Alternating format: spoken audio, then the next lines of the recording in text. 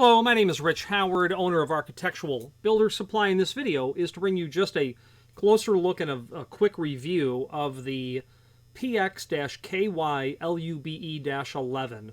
This is an 11 3/4 ounce can of the lubricant the only lubricant that I'm aware of that Medeco suggests for use in their cylinders.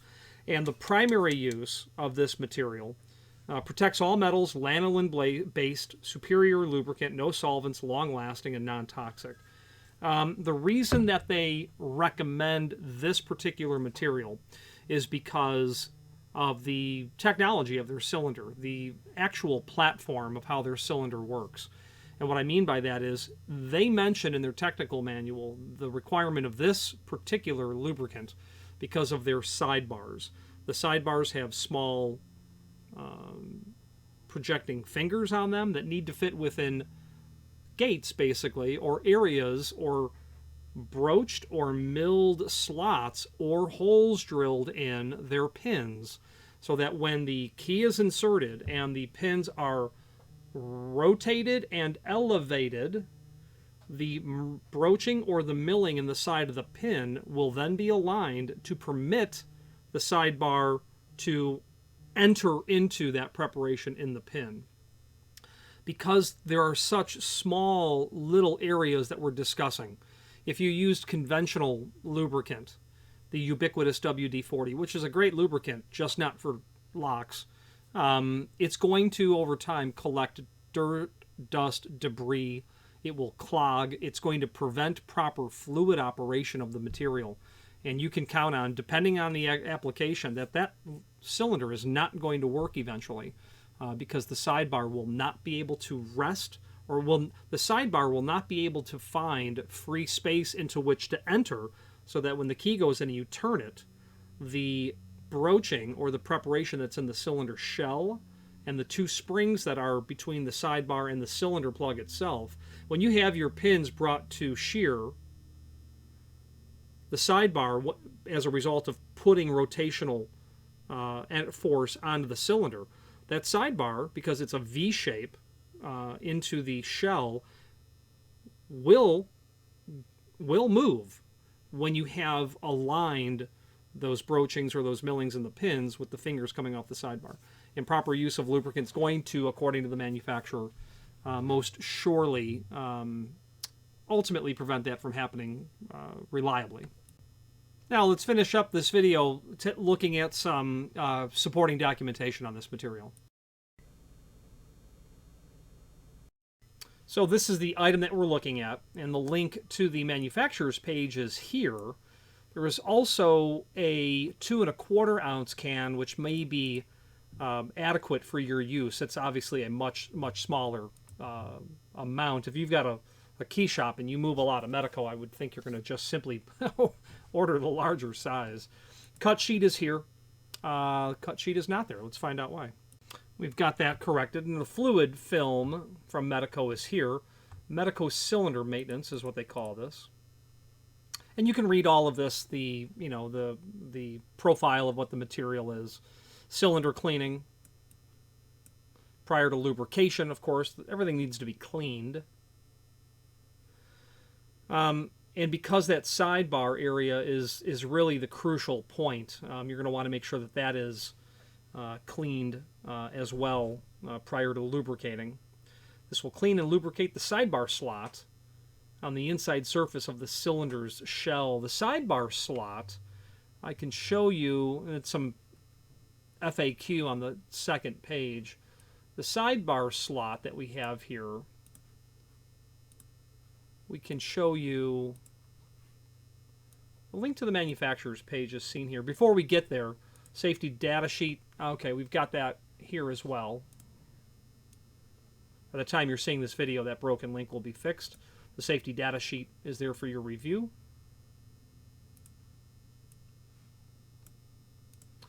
Now, the link to the manufacturer's page here.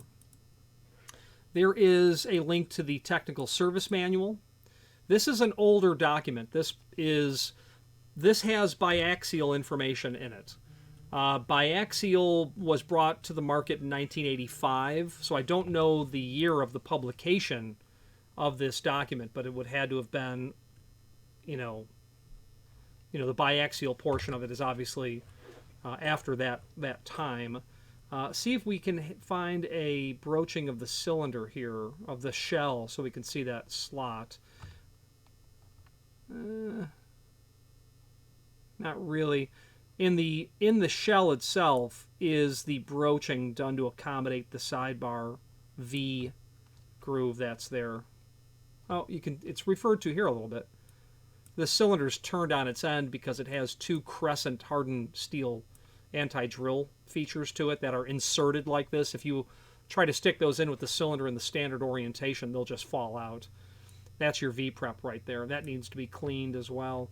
But this technical manual is, if you're going to learn about Medeco, starting with this manual is the way to go, because it starts off with the original design from 1968 up into and including biaxial. The ARX feature, I think that stands for attack resistant or some sort of synonym like that. ARX. The ARX, attack resistant extended. You can read about those specialty pins that are in there and other accommodations. But in the Medeco, on our Medeco sheet as well, you will find the high security lock manual. That's not the document that I'm looking for. The document I'm looking for is not linked to on that page, and would be a link to the Medeco 3 Technical Service Manual, and that's the direction that you would want to head in after this. The Medeco 3 is based on biaxial construction in every regard, except that there is an additional third active locking feature to it. The Medeco 3 patent runs out in 2021, so I am extremely excited to find out exactly what will follow up the Medeco 3. 3 stands for the 3 conditions that must be satisfied to unlock it. The pin tumbler shear line, the fact that the slider will permit the sidebar to engage or not, and that's all 3. The shear line, the sidebar, and the slider. So fascinating deep dive into Medeco. The bottom line is use the factory prescribed lubricant so that those locks work the way they're supposed to. Let's finish up this video on camera.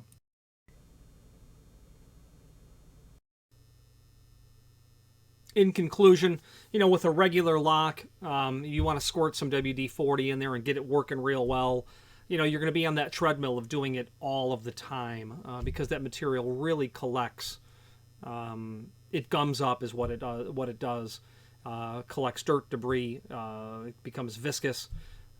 Graphite, I'm also told, I've read, in the presence of moisture, can also exhibit the same sort of gumming up properties.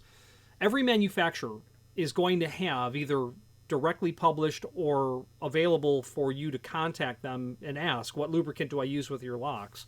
A prescribed lubricant. I'm not familiar with anyone else who uses this fluid film. I just don't know if anyone else uses it.